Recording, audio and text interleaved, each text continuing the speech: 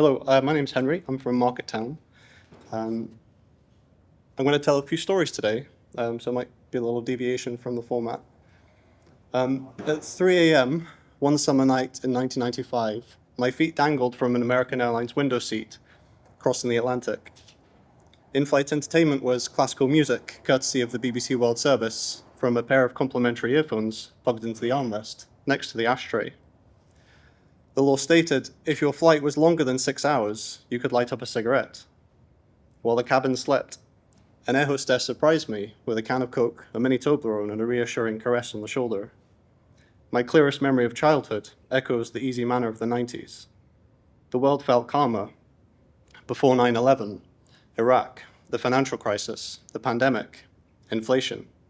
We live in complicated and uncertain times, but the people in this room represent a measure of hope.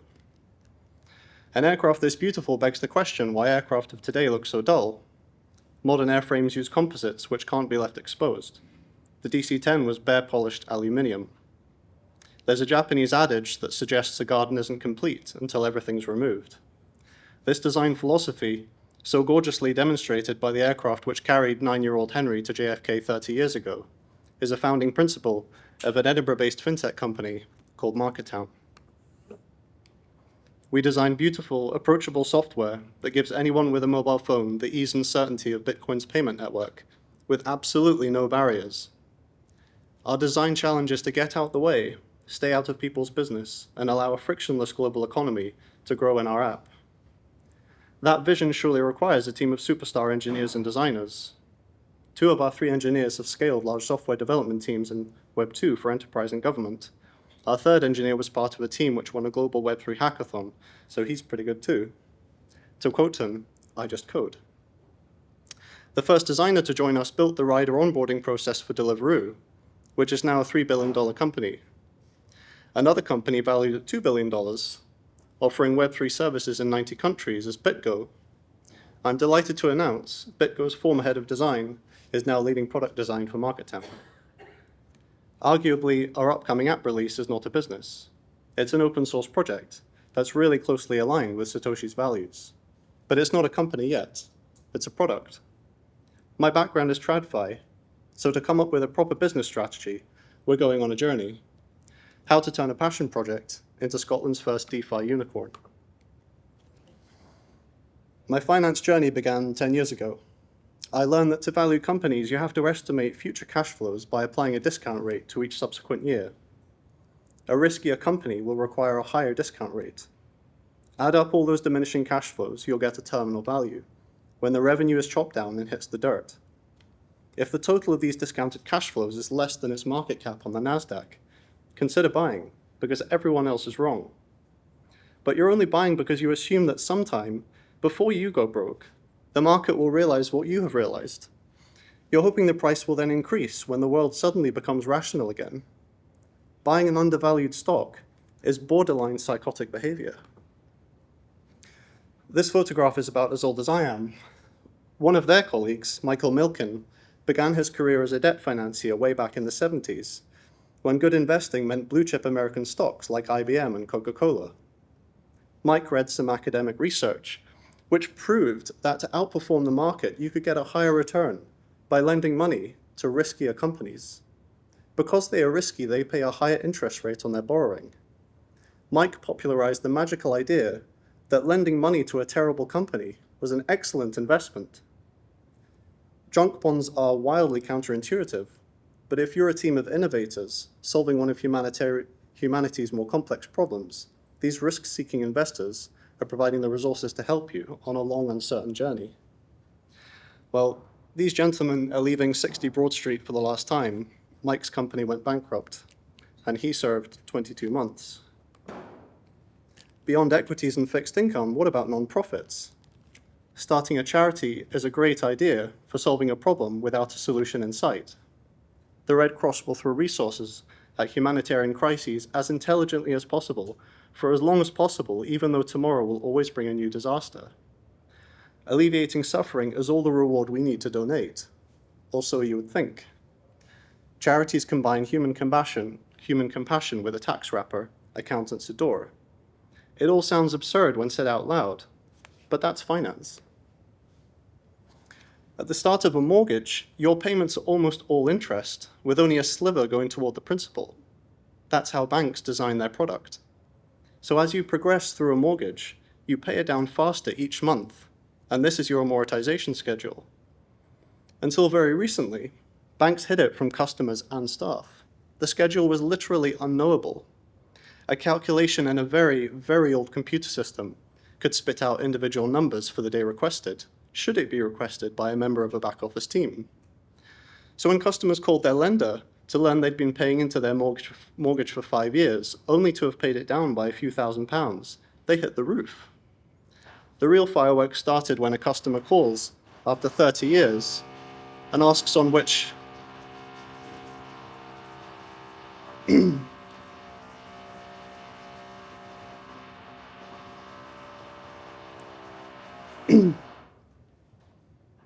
we'll see if I go on.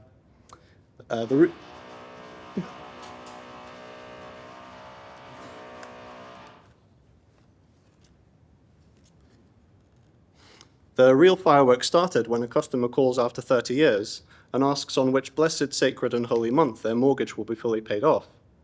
Some customers discover they have interest-only mortgages. Nearing retirement, they do not own a single square foot of their home, and their bank has essentially ruined the final decades of their life. And when customers call to say a parent recently passed and left them some money, they ask the bank if they may use the inherited funds to pay down their mortgage. Of course, one question: after this lump sum is applied, would you like to reduce your monthly payments or reduce the term of your mortgage? These options are presented as equals. It's an either-or question.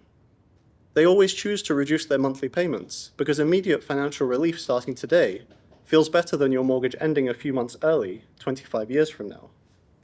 The nature of amortization scheduling means this decision costs each customer thousands, sometimes tens of thousands of pounds. Had they chosen to reduce their term, the interest applied would be greatly reduced. Banks do not give this advice because call center staff are not financial advisors. They suggest legally they may not discuss the disgusting behavior taking place. I would argue giving more information about a choice does not constitute advice. One penalty notice on the Financial Conduct Authority website reads, only 2 of 164 mortgage sales reviewed were considered to meet the minimum standard required overall in a sales process. I must be honest, TradFi disgusts me. Financial products should not rely on paper promises and trust. They should rely on physics, maths, and open source code. When regulators understand DeFi, I believe they'll fall in love. So will banks, so will governments, and so will consumers. While working in the corporate world in my 20s, I stayed sane by producing independent films, articulating a vision for a story, building teams, and raising money. In 2017, Netflix came to Scotland, so I offered my services. One rainy autumn night, the studio, having spent over $1 million in one day filming a 14th century battle, called me at 10 p.m. Someone in the crew had forgotten to back up the rushes. The only copy of that day's footage was on an overheating, password-protected iMac in a locked trailer in a field somewhere on location. Could I please rescue the video files as soon as humanly possible? That production would overspend its budget by $20 million. And the battle sequence rescue story is the least shocking tale I can recount publicly without violating my own code of ethics. That winter, done with the gig, disenchanted with the industry I'd long idolized, I rented this house on a country estate and planned my next adventure. I tell this story because 7 years after vacating this beautiful property, I received a most peculiar letter. It's dated the 13th of March, 2025.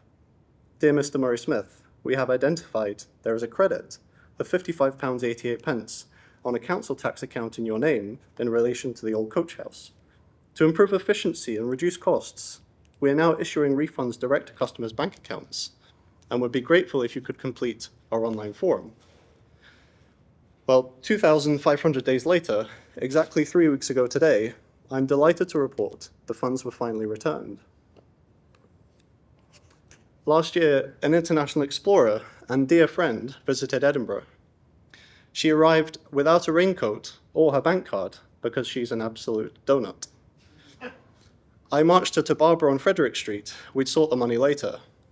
Her bank charged her £70 for the £300 transfer from Beijing, which took 5 days. A payment service built directly onto the Bitcoin network would have delivered the wax jacket money to my phone before we left the store. A smart contract would have dealt with the council tax refund 7 years ago, as I drove the dirt track leaving the country estate. The overpayment probably would not have happened in the first place. A decentralized mortgage lender would have no incentive to mislead consumers. It would simply offer an efficient market for participants in which to lend, borrow, and renew rates. There is a world of financial trauma awaiting our code to create ethical, predictable, transparent, compliant products. But to IPO in a few years, MarketTown can't build everything in-house. Our strategy is to become the user-friendly gateway to this new world, DeFi's app store, if you will, the trusted home for trustless products. So if you're a retail bank or a pension or mortgage provider, if your business is built on paper promises and trust, it's the perfect time to start a conversation. Thank you.